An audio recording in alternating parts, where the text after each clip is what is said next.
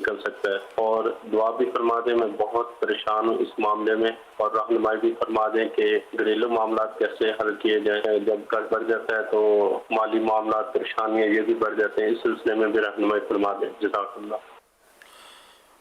ویاکم، اللہ پاک آپ کو بارے قرض سے سبک دوش فرمائے، آزادی نصیب کرے، باقی قرضہ نیند اڑا دیتا آدمی کی۔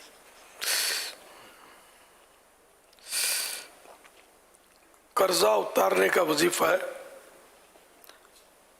اللہم اکفنی بحلالک عن حرامک واغننی، اللہم اکفنی بحلالک عن حرامک واغننی بفضلک عمن سواک۔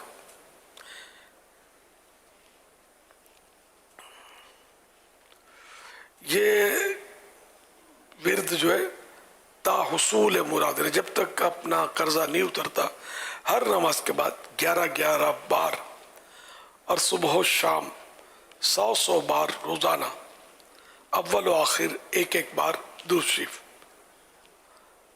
پڑھنا چاہیے۔ اللہ نے چاہ تو پہاڑ جتنا بھی قرضہ ہوگا تو اتر جائے گا۔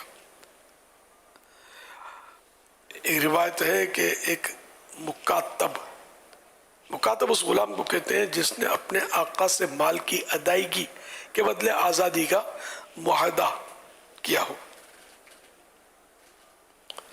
تو ایک مکاتب نے حضرت مولا علی شیر خدا رضی اللہ عنہ کی بارگاہ بے کس پناہ میں عرض کی، میں اپنی کتابت یعنی آزادی کی قیمت ادا کرنے سے عاجز ہوں، میری امداد فرمائیے۔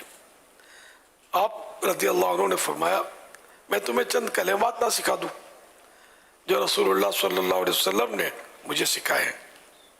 اگر تم پر جبل سویر ایک پہاڑ کا نام ہے، جتنا دین یعنی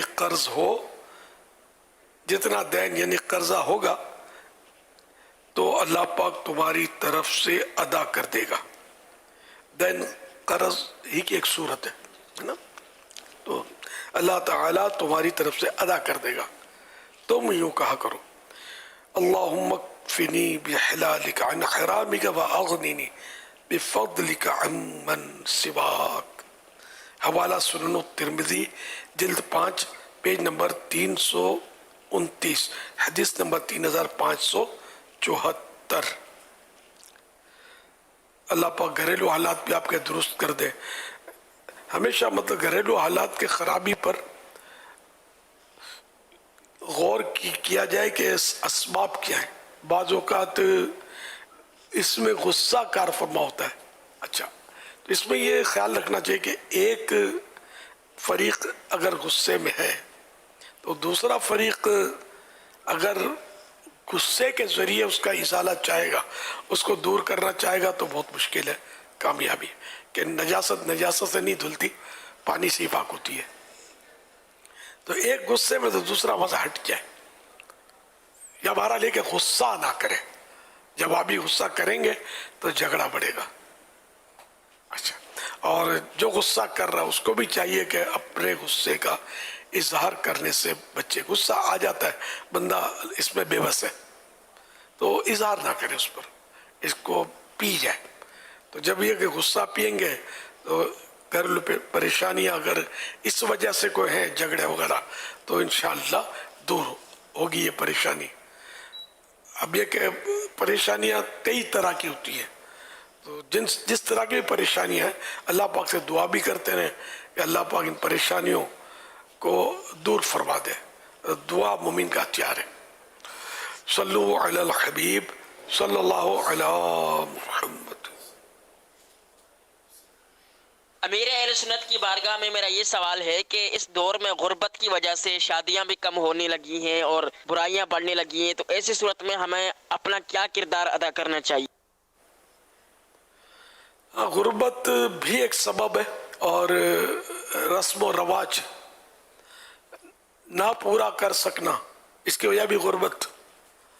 تو اصل وہ رسم و رواج جیسے اپنے اوپر مسلط کر دیا کہ مالداروں کی بیٹیاں بھی بیٹھی ہوئی ہیں۔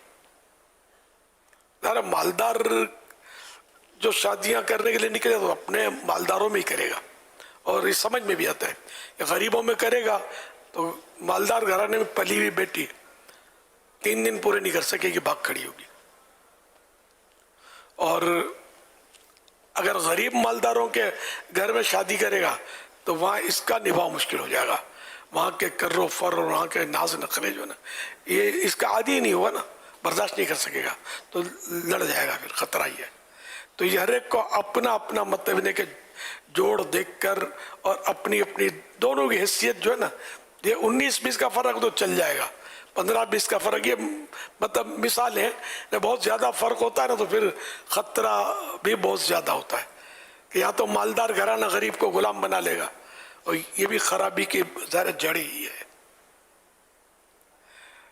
تو بہرحال یہ کہ رسم و رواج جب تک یہ اپنے اوپر جو بڑھا لیے ہیں خواہ خواہ کے، اس میں اخراجات بہت زیادہ ہیں. اب اس کی کیا تفصیل بیان کروں، عام طور پہ لوگ سمجھتے ہوتے ہیں کہ کیا کیا رسم و رواج ایسے ڈالے ہیں کہ جس سے ان کے خرچے بہت بڑھ گئے ہیں. تو یہ اگر مائنس ہو جائے نا، اور جو شریعت و سنت کے مطابق جو طریقہ کار ہے اس کے مطابق، یا جن رواج وغیرہ سے شریعت نے منع نہیں کیا ہے، اور اس پر اصرار نہ ہو، تکرار اصرار نہ ہو، فریقین مل کر اگر کرنا چاہیں اس کو تو بھلے کریں. تو اس طرح کریں گے تو انشاءاللہ یہ کہ ترکیب بن جائے گی. اور یہ غریبوں کا واقعی گناہ تو بہت بڑھتے ہیں. اگر شادی وقت پر نہ ہو تو گناہ. اچھا، منگنی ہو جاتی ہے تو منگنی کے بعد بھی بعض اوقات ایک فریق مطالبہ کرتا رہتا ہے، دوسرا فریق ٹالتا رہتا ہے. کوئی رسم و رواج کے لیے پیسے نہیں ہوتے تو وہ یوں مجبور ہو جاتا ہے دنیا کے آگے، تو یوں بھی خرابیاں بڑھ جاتی ہیں.